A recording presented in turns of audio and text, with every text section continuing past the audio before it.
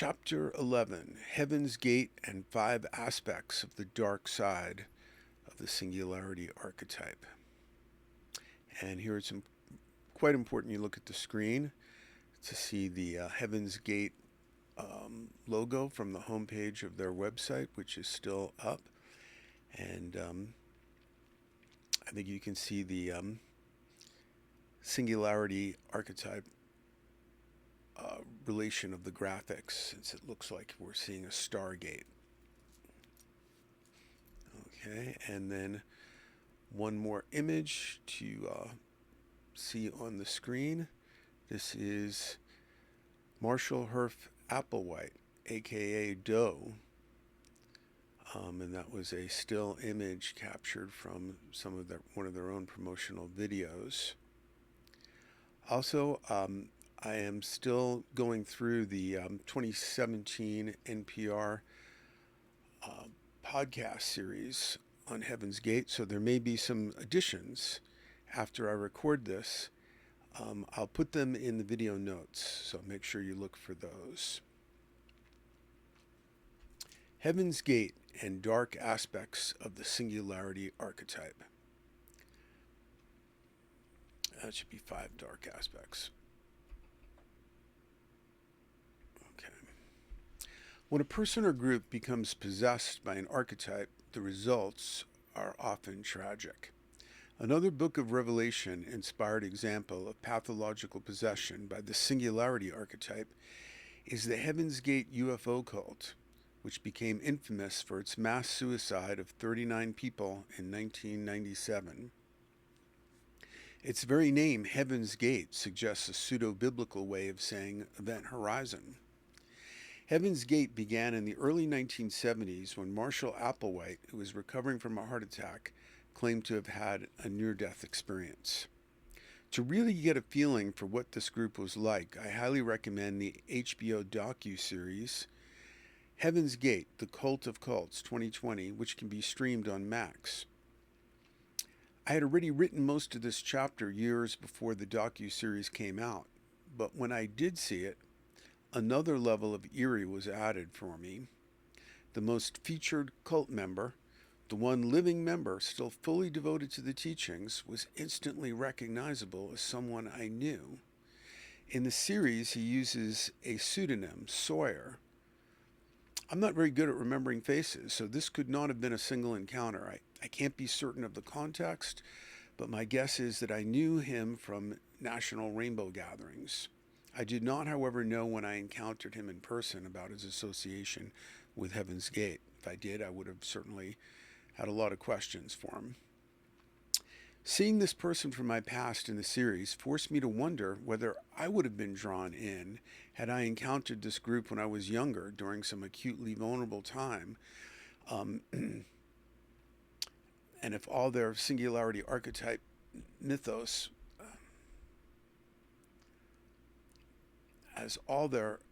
Singularity Archetype mythos would have exerted a pull.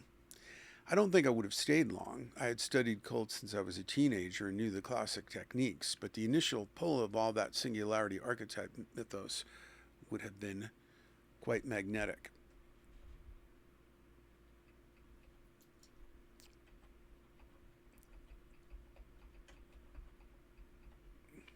A house full of Moonies moved in 3 houses away.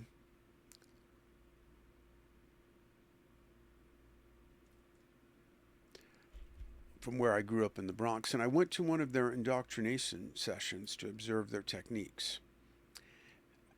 They had a bus waiting to take anyone willing to a camp and showed glowing pictures of happy young people at what looked like a summer camp. And the indoctrination session actually happened in Manhattan. That's where they recruited me, not at that house. After the slideshow, a group of them surrounded me and used the classic love bombing technique to encourage me to go. I told them that I was on vacation from college and had to return soon. They told me school can wait. A year or so later, I found a group of Moonies on my college campus during finals, a known technique to capture students when they were sleep deprived and stressed out. As per their usual MO, They had rebranded themselves with a deceptive name to portray themselves as innocuous Christian missionaries and made no mention of Moon, but I knew who they were and had them thrown off campus. Applewhite came to believe that he and his nurse Bonnie Nettles were the two, that is, the two witnesses spoken of in Revelation 11:3. And I will give unto my two witnesses, and they shall prophesy 1,260 days, clothed in sackcloth. The two, before their prophetic career, had been steeped in Christianity. Applewhite was the son of a Presbyterian minister, and Nettles had been raised in the Baptist church. But as always, with people borrowing from the Bible, they cherry pick, so they didn't wear the sackcloth. It also says in the Bible you shouldn't wear clothing made of more than one type of cloth, but people pick and choose what they want. Applewhite mixed Christian beliefs about salvation and apocalypse with various science fiction elements involving travel to other worlds and dimensions. Besides Heaven's Gate, the group also called itself HIM for Human Individual Metamorphosis, and later Total Overcomers Anonymous, 12-step language grafted onto apocalyptic metamorphosis theology. The archetype cannibalizing whatever cultural forms are available.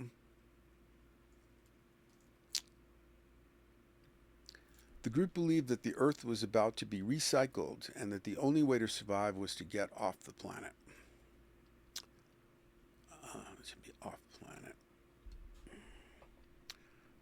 In footage captured in the docu-series, Applewhite delivers the recycling prophecy with millenarian urgency. The age, I feel, I'm afraid, is right upon us. It's gonna come.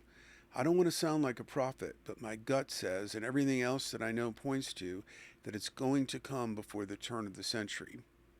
He did not want to sound like a prophet, except that he did. He sounded exactly like every millenarian prophet since the book of Daniel, certain that the end would arrive just in time for his lifetime and oblivious to how old the script was.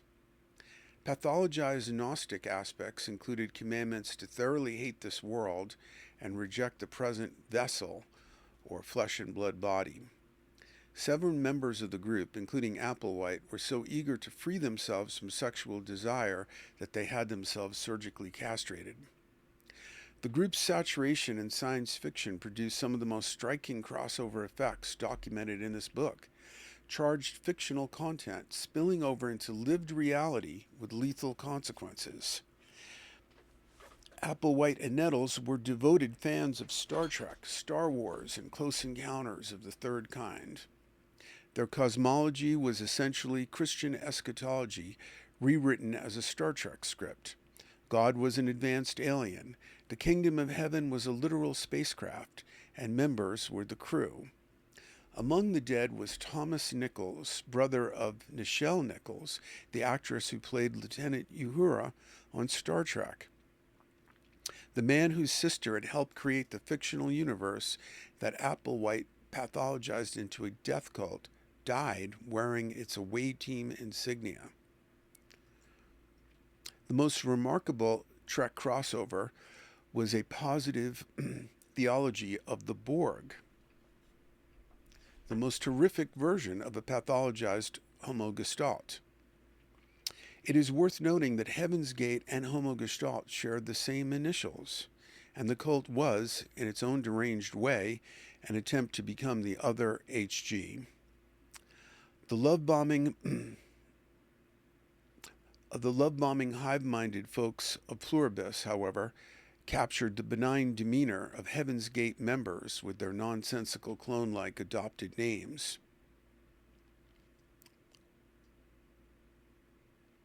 Members adopted 6-letter names consisting of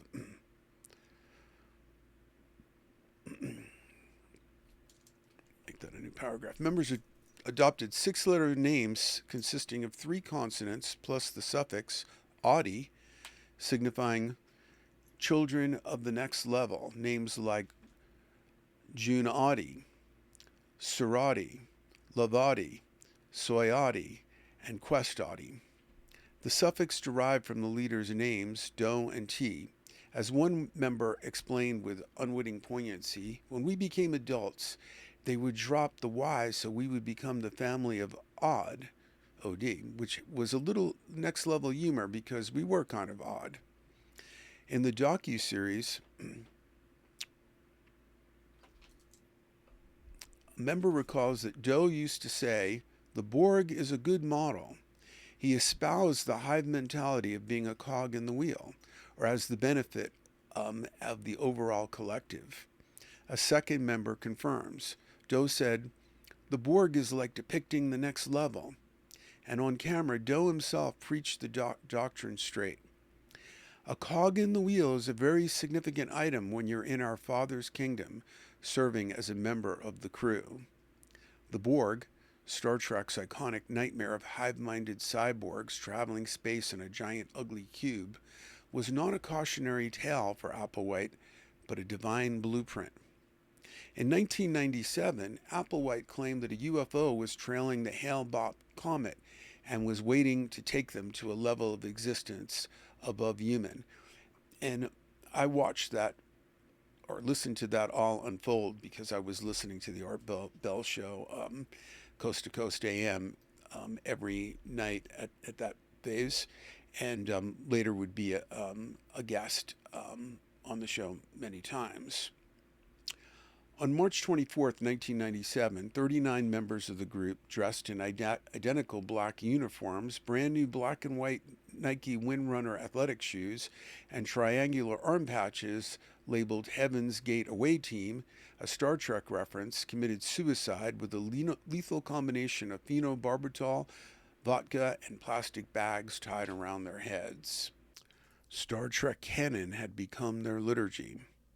Most or all of the classic elements related to the Singularity archetype, evolutionary metamorphosis, NDE, death, UFOs, androgyny, the glorified body, and science fiction, saturated the Heaven's Gate cult.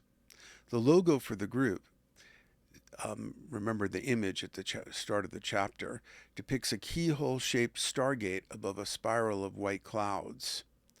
The group's extensive website, heavensgate.com, is still up and running, and I encourage readers to survey it. Heaven's Gate was among the first organizations of any kind with a professional web presence. They supported themselves financially by designing websites for paying clients under the business name Higher Source. The cult that wanted to leave the planet was one of the earliest professional inhabitants of cyberspace. Every single page of their site is saturated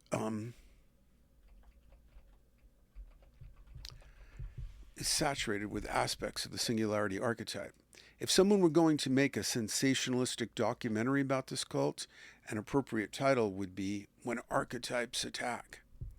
As James R. Lewis documents in Peculiar Prophets, Applewhite and Nettles initially described themselves as extraterrestrial beings, then adopted the New Age concept of walk-ins, entities who occupy bodies vacated by their original souls. And this, of course, has a lot in common with DID, dissociative identity disorder. The concept gave them a way to erase their human personal histories entirely, as if the people they had been before the group no longer existed. On the Heaven's Gate website, Applewhite explains his transformation. You can say, "You mean that you," this is him speaking, "you mean that you and T came into bodies in 72? So you're body snatchers? In a sense. Well, the level above human made this garden and its design, made the human plants for their purposes, and my grandfather, T's father, sent us into this environment with a crew that had work to do." And of course, T's father was not his grandfather. They were not blood relatives. They did not have a romantic relationship, but they had become spiritual confabulators, I guess, and very close to each other. Now, we did come in and prep the vehicles. We actually set aside this plant that I'm wearing, this vehicle that I'm wearing, and the plants of the crew, the classroom, and the plant that Chi chose to wear. T is Bonnie Nettles once again. A deposit of a little bit of information was put in those plants that set them aside for the time when the mind was to significantly come in, and therefore the mind that is now in my vehicle, body, cannot relate to that plant's history prior to the time that my mind came in significantly. So who the plant was that I'm now wearing prior to the early 70s is just a fuzzy, dismal memory, because it is just like putting on a suit of clothes that had a history to it. And if I tried, I could invade some of that history and dredge it up, but it is so unattractive to me, and it is such a low vibration to me, if I can use that word without sounding new age to some, it's repulsive to me because it's certainly very human. This vehicle certainly indulged in human behavior, human addictions, human ways, as every other human does. And part of that was homosexual episodes that created a scandal where he was teaching, had an affair with a student, and other such episodes that caused his marriage to break up. And so, as we'll see, he tries to disassociate from his ambivalence about his own sexuality by becoming asexual, leading ultimately to actually having himself castrated. Notice all the clinical disassociation. His former self is just a low vibration old suit of clothes. He sounds like someone with unintegrated DID, dissociative identity disorder, as if an alter has taken over that contemptuously rejects the original host personality. The disassociation was most profound when it came to gender and sexuality.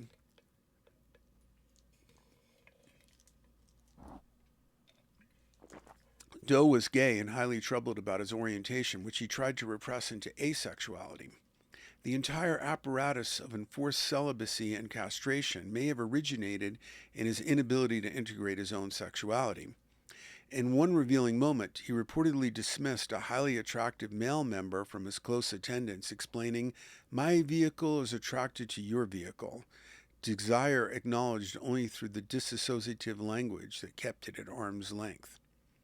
Originally, Applewhite and Nettles promised their followers that the metamorphosis would be physical. They would ascend bodily without dying. When Nettles died of cancer in 1985, the doctrine had to be retrofitted. Death was now reframed as the metamorphosis itself, the disconnect from the vehicle. The pathology adapted to preserve itself, the failed prophecy absorbed into the theology rather than allowed to falsify it, the same pattern we saw in the apocalypticism chapter. A pathologized will toward the glorified body.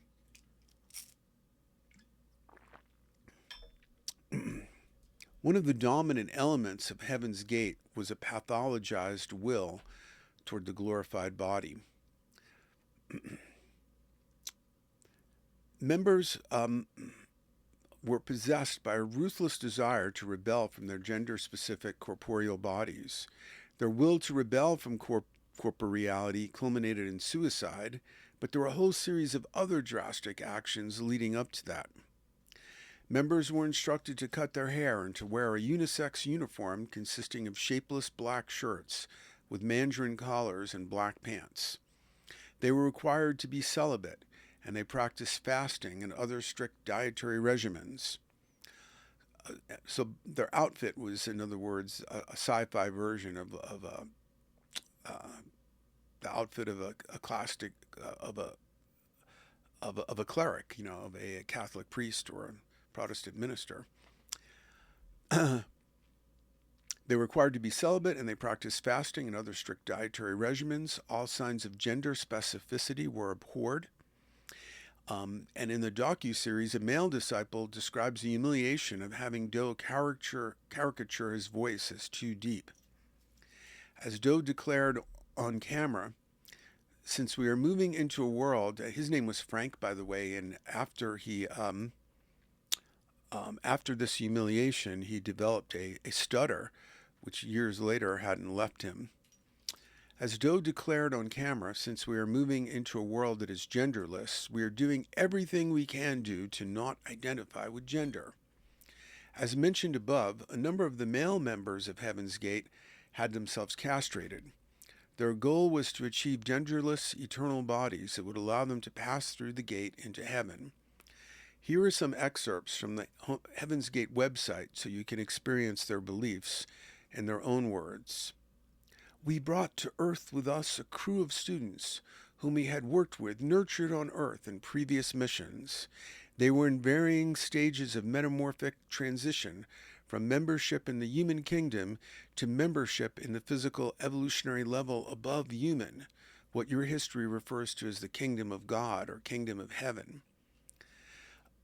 A potential creature of the next level cannot cling to human ways any more than a butterfly can cling to caterpillar ways. The final act of metamorphosis or separation from the human kingdom is the disconnect or separation from the human physical container or body in order to be released from the human environment and enter the next world or physical environment of the next level. This will be done under the supervision of members of the next level in a clinical procedure. Definitely clinical. I don't know if it was a clinical procedure, though. We will rendezvous in the clouds, a giant mothership, for our briefing and journey to the kingdom of the literal heavens. The requirement is the same for all who might expect to find themselves in the safekeeping of the level above human. Each must proceed in the forsaking of all human ways, ties, addictions, thinking, gender behavior, sexuality, and be in the forward motion of becoming this new creature, literally and physically belonging to the kingdom level above human. Some in the class have chosen on their own to have their vehicles neutered in order to sustain a more genderless and objective consciousness. A student, this is all from the website, a student or prospective child of a member of the level above human can, with the help of his older members from that kingdom level, overcome or rise out of all human mammalian behavior, sexuality and gender consciousness, and all other addictions and ties of the human kingdom. Older members, as experienced clinicians, are necessary to take souls through this weaning, this difficult withdrawal from humanness and binding misinformation concepts. The student must complete this change to the point of abhorring human behavior before his soul can become a match with the biological body of the true kingdom of God, for that new genderless body is designed to function at a far more refined level. If you have grown to hate your life in this world and would lose it for the sake of the next level, you will find true life with us, potentially forever. If you cling to this life, will you not lose it? If the soul survives and moves forward through all its tests along the way, it can, with the help of a member of the level above human, lose its temporal characteristics and become a part of their non-perishable, non-corruptible world.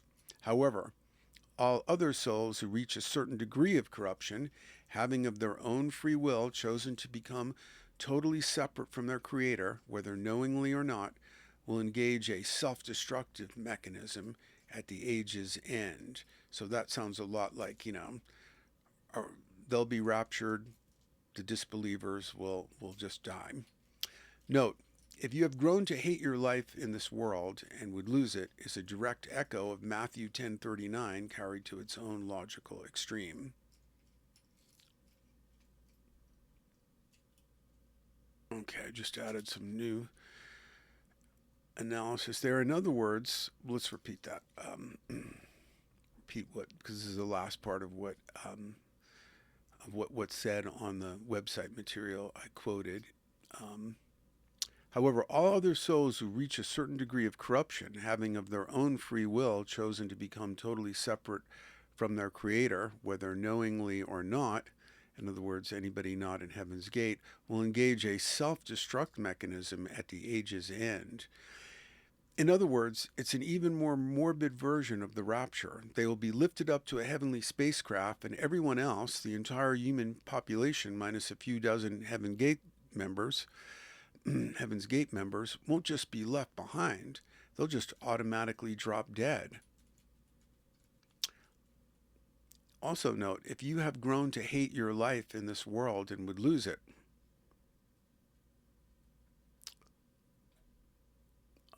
is a direct echo of Matthew 10:39. He that findeth his life shall lose it, and he that loses his life for my sake shall find it, carried to its own logical extreme. The charisma of the possessed. People who are possessed by archetypes often become highly charismatic. I've seen many cases of that. They become all-confident true believers, and consequently, people plagued by confusion, uncertainty, and inner conflict will find them magnetically attractive. I wrote an article that analyzes this type of charisma, foxes and reptiles, psychopathy, and the financial meltdown, and you can find that on Zap Oracle. It's also a YouTube. In the article, I develop a theory of the often astonishing appeal of psychopaths, cult leaders, super salesmen, and demagogues of various sort that uses magnetism as an analog. Most people are highly fragmented and oppressed by what Jung called psychic entropy, the anxious tape loops and other distracted thoughts and fantasies that can crowd our attentional space. When a person of single-minded focus and confidence appears to someone suffering psychic entropy, it is analogous to placing a powerful magnet below a sheet of paper on which there is a scattering of iron filings. The magnet immediately organizes the scattered filings into a coherent pattern that reflects its magnetic field. The scattered personality feels an immense relief to be structured in this way from the outside and craves further contact and submission to the magnetic personality that can produce this effect, which relieves them of their default state of psychic entropy. And let me just make an aside here that one of the findings in cult research is that cult members have higher IQs than average, and this is definitely the case for the Heaven's Gate members. There's a reason why they could do pioneering, computer work and so on. And and people who are more intelligent and more complex may also be more prone to psychic entropy and debilitating neuroses and things like that. And another aspect of the high IQ part is that if you live in a more mental world, then substituting in some mental edifice, some house of cards, some marzipan palace, built out of theological imagination or whatever, is you're more likely to be able to transpose your original mental view of things, highly mental view of things,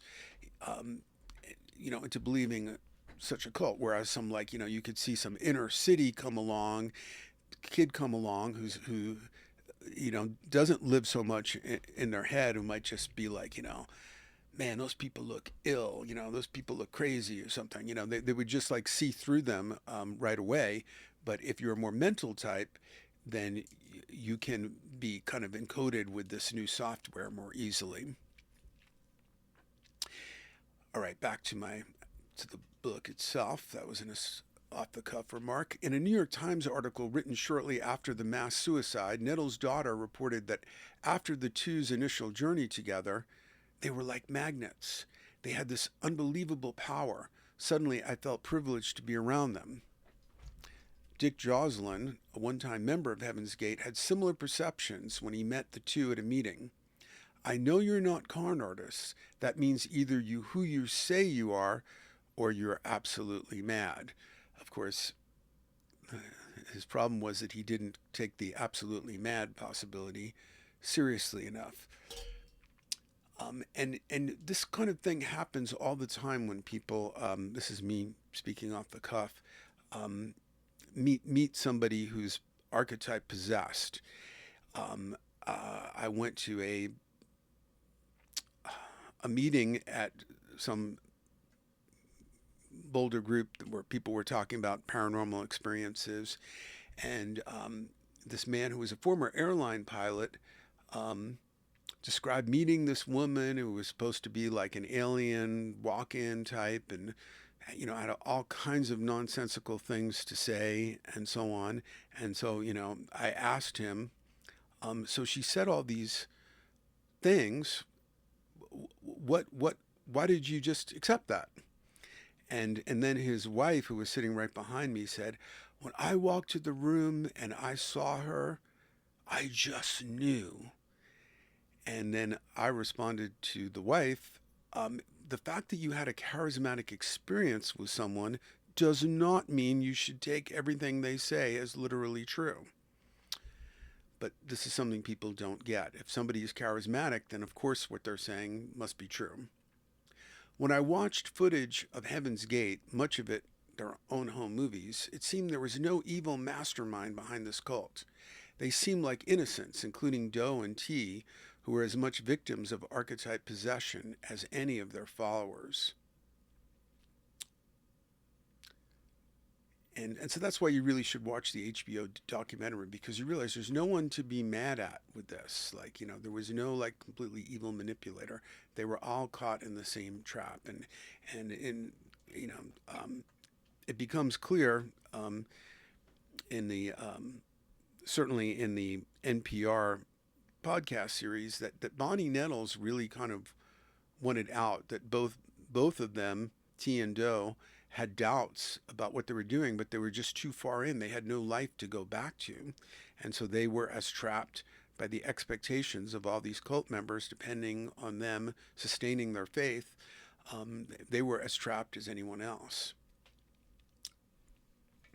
Okay. So now, evil and the Singularity Archetype, 5 aspects. Okay, now you really must look at the screen. This is an important image I forgot to insert in the charisma section. You're going to see this is a picture I took. Well, I'll read you the description.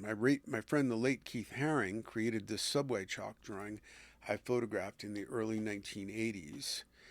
And so basically, and this is kind of when Haring first made a splash before he was famous and getting paid for his artwork.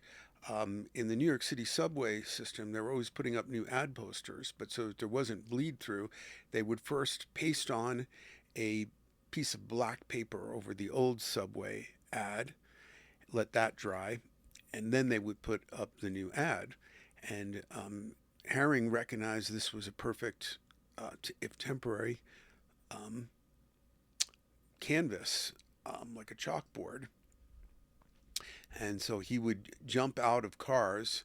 Sometimes he'd be able to do this and be able to jump back on the subway quickly enough to, get back on the same train. But at high speed, he would draw these things in white chalk. And so I took a picture of one of those. But notice that the figure being worshipped, take a look at the screen again, looks like it has very well organized lines of magnetic force. So that should have been included in the magnetic force analogy, that people with psychic entropy would tend to worship someone like a psychopath who doesn't have inner doubt, because because as a psychopath they don't have the normal range of human emotion. They have proto emotions, and so they can be very charismatic for people who are highly fragmented within. We see this happening all the time. Okay. Just like Clinton said, Bill Clinton, wrong and strong beats weak and right all the time. So, you can be speaking perfect nonsense, but if you really have no personal doubt, even if you don't believe what you're saying, but you project total confidence and have no moral doubt about what you're doing, as a psychopath would, then you'll be very charismatic to many folks. Okay. Evil and the Singularity Archetype. 5 aspects.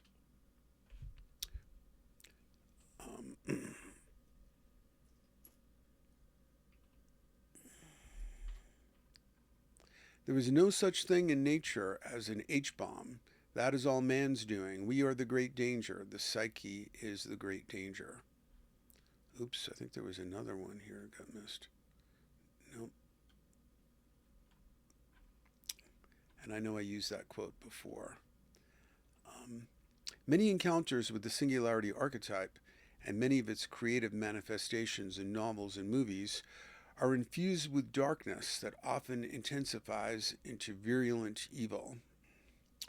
The problem of evil, on a survey of the numerous philosophical positions concerning it, is, of course, beyond the scope of this book. Suffice to say that dark and light seem to be inextricable aspects of human experience. Since the Singularity Archetype is part of the human experience, it should come as no surprise that it too has dark and light aspects. For the purposes of this section, I will put aside the general philosophical, spiritual, and ethical questions involved in the problem of evil, dualism, etc., and focus on 5 aspects I've observed about the relationship between evil and the Singularity Archetype.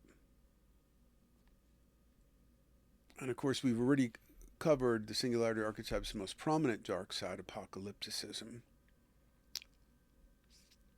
1. Archetype possession. The first aspect, becoming possessed by an archetype, was discussed in the previous chapter on the Book of Revelation and the Heaven's Gate analysis above.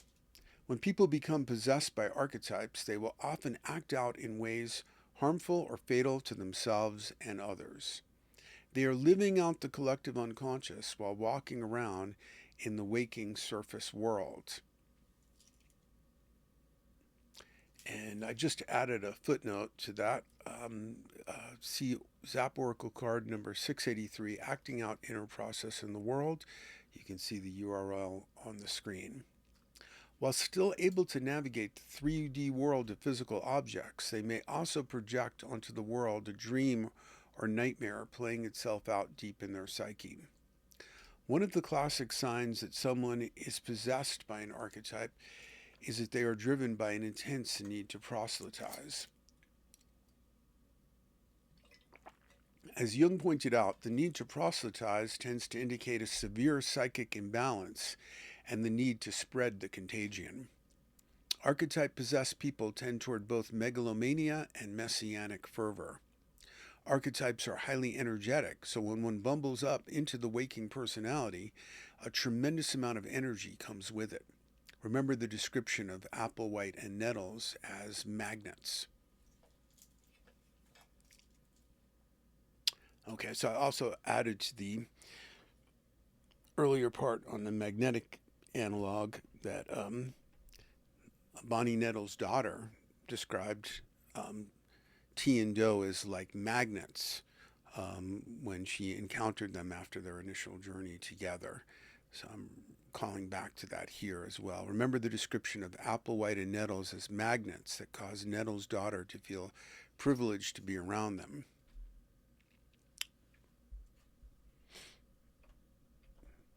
The intense infusion of archetypal energy may cause monstrous ego inflation. The archetype-possessed person feels they have been selected for a special destiny and have been shown something no one else has seen before.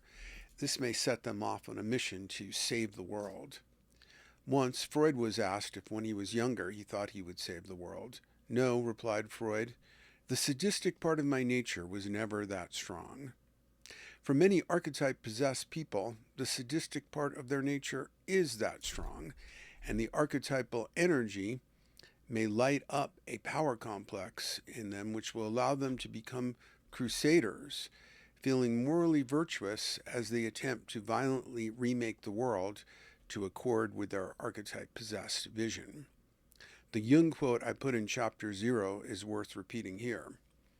More than one sorcerer's apprentice has drowned in the waters called up by himself, if he did not first succumb to the saving delusion that this wisdom was good and that was bad.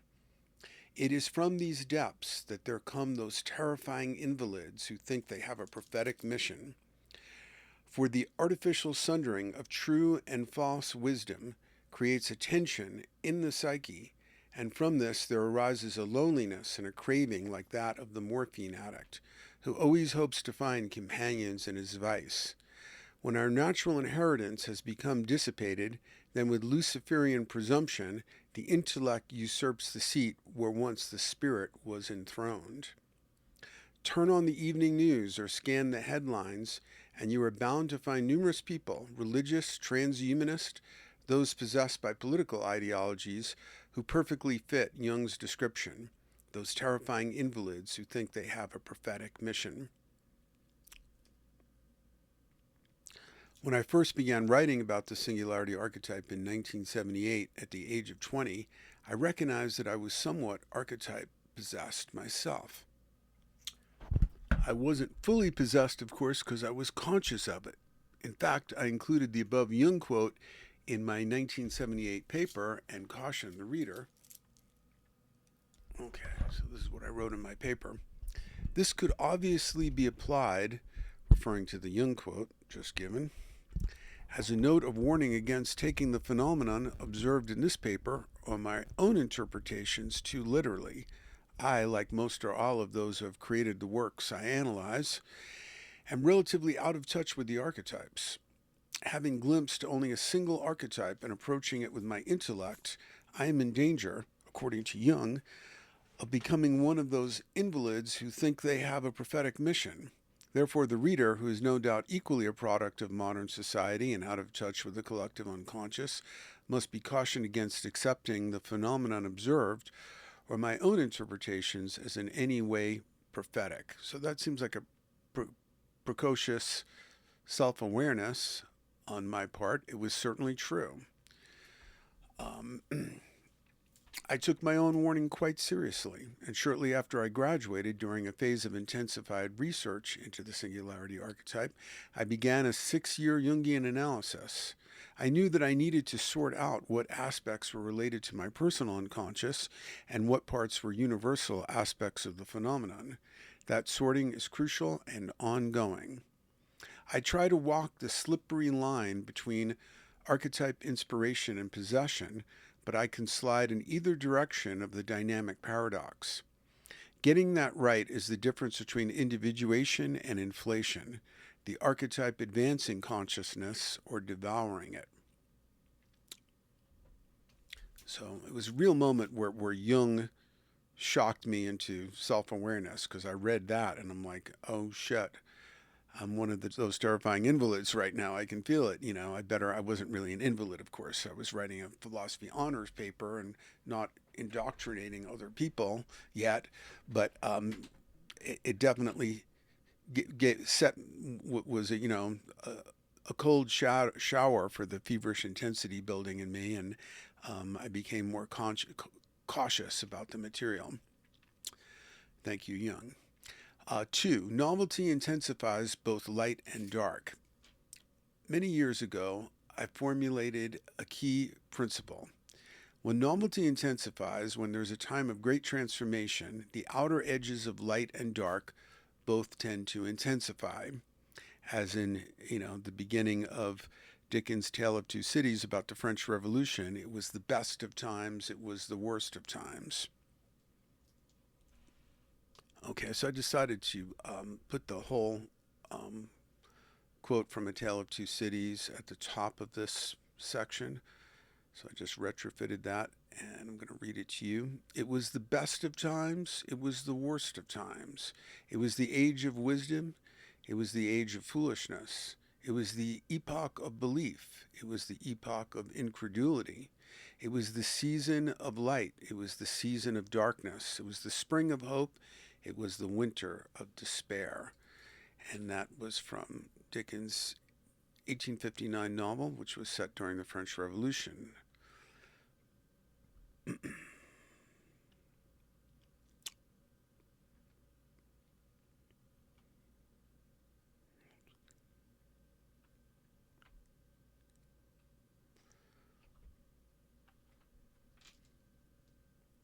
As mentioned before, Sophocles said, "Nothing vast enters the life of mortals without a curse."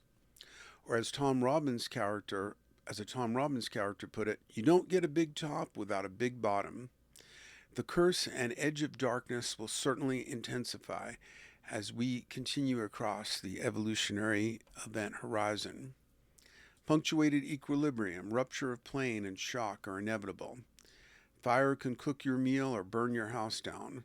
The internet connected lonely, alienated people with sexualities unknown or forbidden, living in rural areas, but also sucked many people down rabbit holes riddled with misinformation and polarizing hate.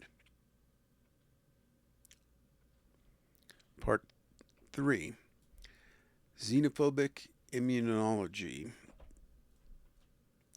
It's third of the five aspects of the dark side of the singularity archetype. One of the reasons why shock is necessary is that organisms tend to be, and usually need to be, conservative. They need to defend homeostasis to survive. If something novel or unknown enters your bloodstream, your white blood cells are programmed to attack it. When the ego and the existing social order encounter the singularity archetype, they correctly register it as a potent mutagen. Mutagenic forces, such as radiation, are usually toxic, and therefore the ego and the social order are likely to have an immunological response to mutagenic forms of novelty. While some people will follow and be magnetized by those possessed by the singularity archetype, others will recognize them as a threat and have an immunological response. To be fair, an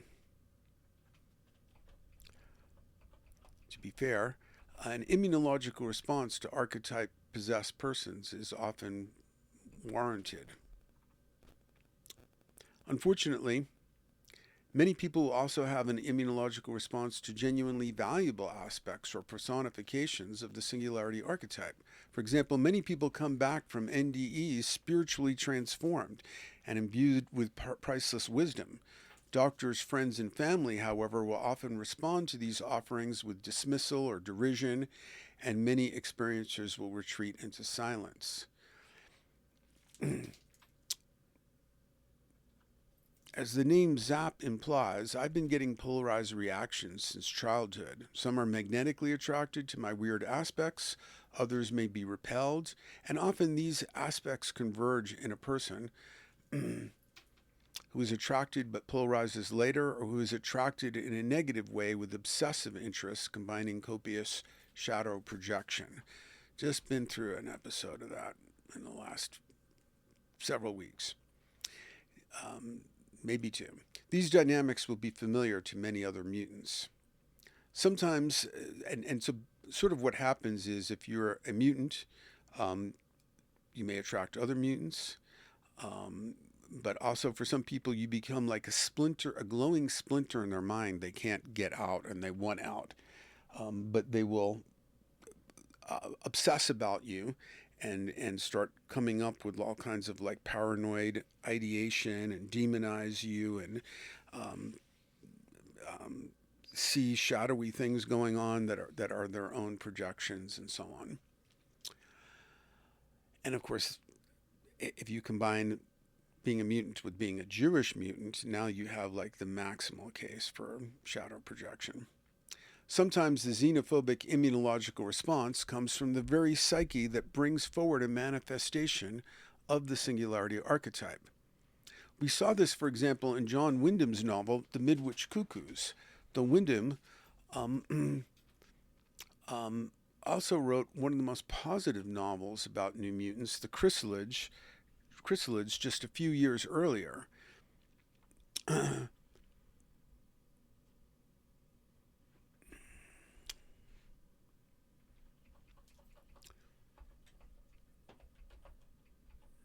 Cuckoos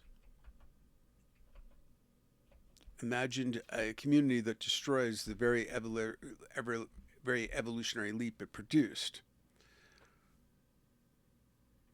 Oh, that's wrong.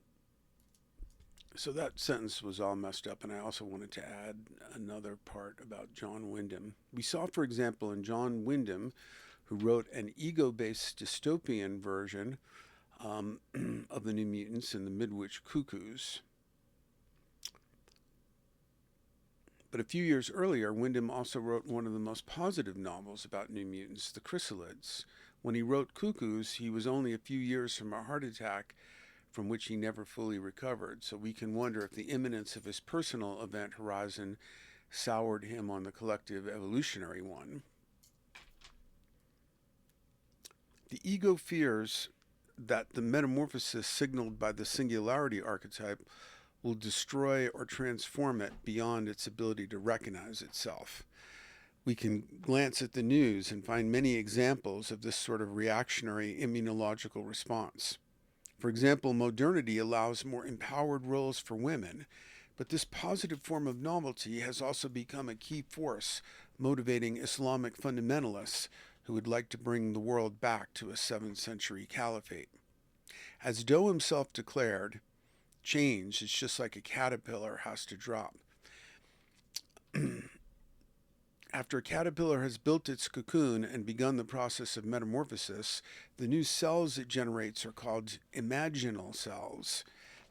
They resonate at a different frequency and are so drastically different from the old cells that the caterpillar's immune system attacks them as if they were foreign invaders. Eventually, the caterpillar's immune system cannot destroy them fast enough, and they begin to take over. Much of the evil associated with the singularity archetype is actually competition between old and new forms. And for more on the metamorphosis process, see the Zap Oracle card Metamorphosis. You can just search for Metamorphosis at zaporacle.com. 4. Patriarchal military-industrial complex versus the mutant. This aspect is really just a subset of the one above, but it is such a consistent mythological theme that it deserves special mention.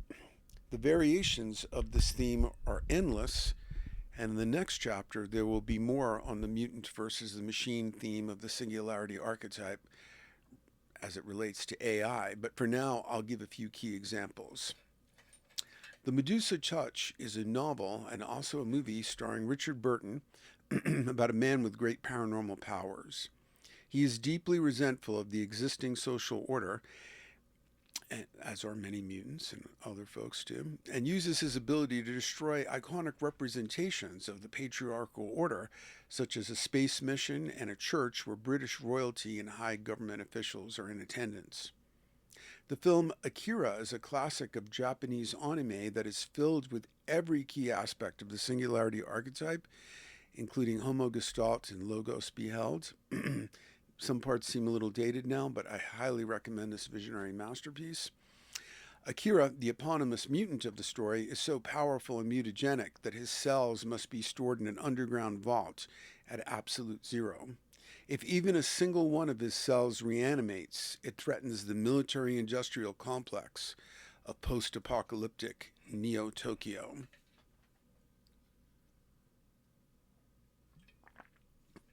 A common variation is that the military-industrial complex will create mutants or attempt to harness the power of spontaneously occurring mutants, but will also tend to lose control of them as they become more aware of how they are being exploited. Stranger Things and the novel and movie The Fury and the movie Scanners are classic examples. A common storyline involves a military-industrial complex threatened by the awakening of a mutant or mutants. The ruling power is often portrayed as a parasitic force that needs to keep the host asleep so that it can continue harvesting its energy. Let's break the paragraph there.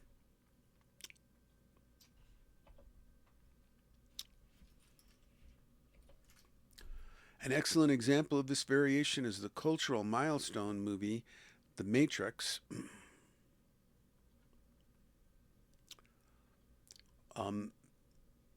where Artificially intelligent machines have taken over the planet and keep human beings alive only to harvest their energy. It's a somewhat nonsensical premise. I'm sure that they could have created cold fusion or something at that point. Humans would be a highly inefficient energy source. But if you think about it as bioenergy and you think of the AI as something like what I call mind parasites, it makes a lot more sense. An illusory matrix is created to keep humans from becoming aware of what is going on. A single awakened mutant named Neo threatens the entire power structure. 5. The last dark face we'll look at is called Power Corrupts, and weaponized parapsychic power corrupts absolutely. And here you should look at the screen for a marvelous, if somewhat stereotyped, movie poster for the movie The Power. I think it was a 1968 film, and it was also a novel. And that movie poster was painted by Gary Morrow.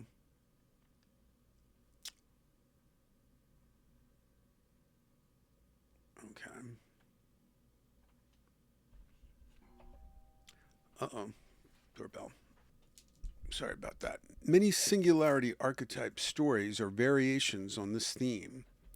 When mutants discover they have parapsychic powers, the temptation to use them for unworthy aims is often irresistible. And I've had even some of my own experiences of that. I won't get into it here, but where like I found I had like accidentally mind pressured a store clerk because I was just thinking of. I guess now that I'm into it, I might as well describe it. Happened in the 70s. One of the more memorable episodes. I had bought these huge carousel cassette racks. This is back in the day when we had cassette tapes, pre-CD. And they were very big, and I thought they were overpriced. And so just a random thought flittering through my mind as I was like there in front of the cashier was like, because these things were like, say, 1999, which would have been a lot of money in like the 19, it probably would have been 1978, actually, the year when so many things happened. But after I graduated school and was moving into a new place in Manhattan. And so I thought, I just had this random, like, cheap thought in my mind of like, these things should be $5 or something like that. But they had like a big price sticker on 1999. I didn't tell the cashier I thought they should be $5. And now she starts ringing them up as $5, ringing them up one at a time, even though they've got a big price sticker on them. And then she's like, putting each of them in like a shopping bag and all that kind of thing. And, not recognizing that these things that were clearly worth more than $5 at the time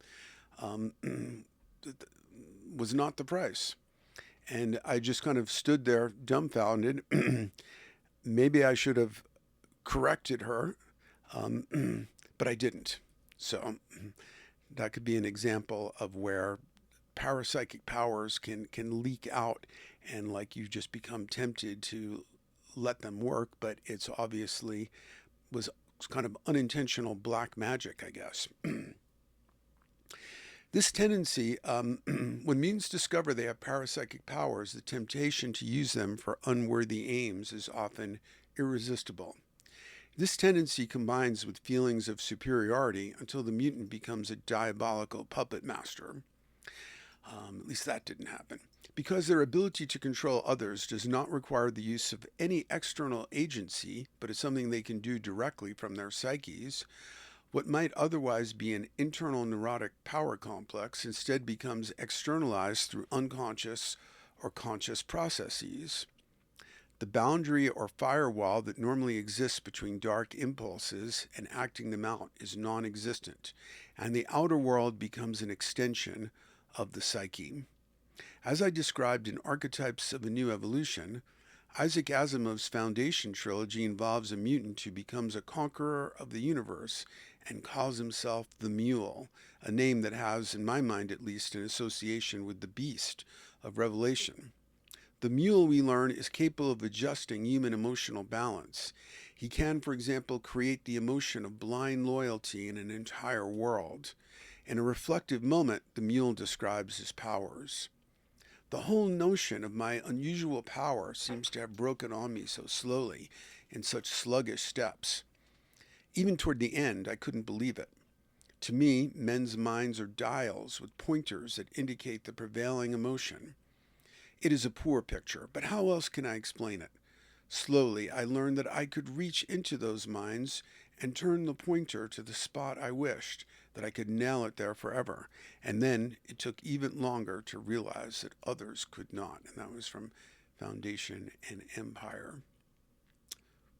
So Asimov did have some good ideas, even though stylistically his writing was terrible, and his own Weltanschauung was like hopelessly limited by physicalism and so on. One character assessing the power of the mule makes a succinct case for the competition of old and new life forms that we discussed earlier.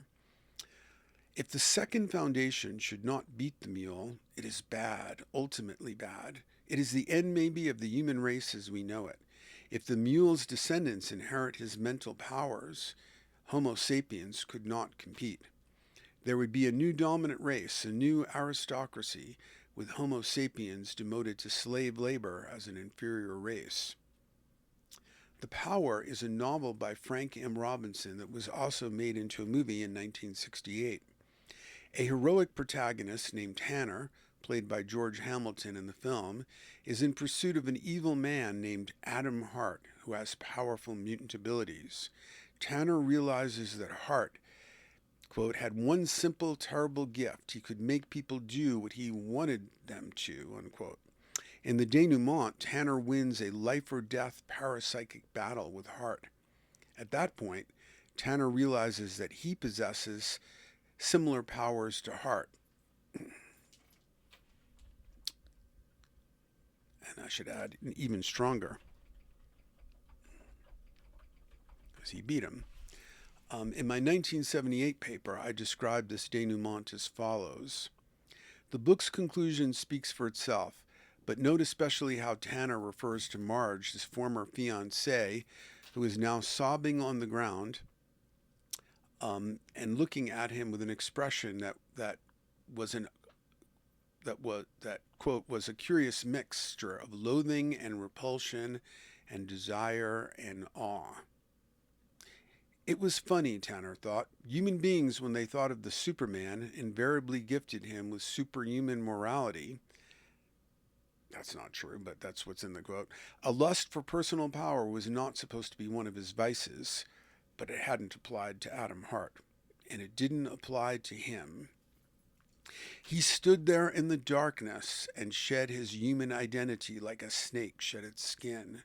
He glanced at the animal that was crying a few feet away from him, then turned on his heel and strode towards the entrance, ignoring the wind and the rain and the exhaustion that had, after all, been only a human exhaustion. Outside was the sleeping city, the lights glowing dimly in highways and across the continents until they spanned the whole vast globe itself. The thought occurred to him then, as it must have to Adam Hart years before. It was going to be fun to play God. And that concludes this chapter on Heaven's Gate and 5 aspects of evil in the Singularity archetype.